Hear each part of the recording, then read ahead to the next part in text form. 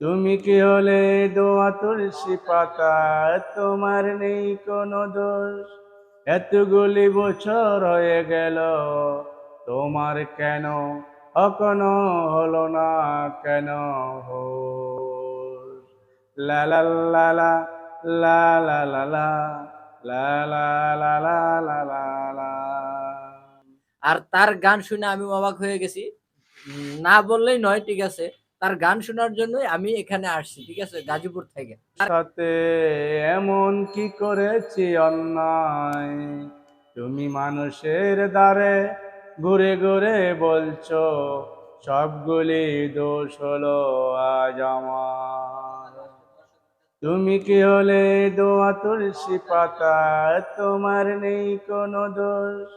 এতগুলি বছর হয়ে গেল, তোমার কেন এখনো হলো না কেন হোশ? লা লা লা লা লা লা লা লা লা লা লা লা লা লা লা। তুমি কি হলে দোয়া তুলসী পাতা, তোমার নেই কোনো দোষ। এতগুলি বছর হয়ে গেল, তোমার কেন এখনো হলো না কোনো হুঁশ?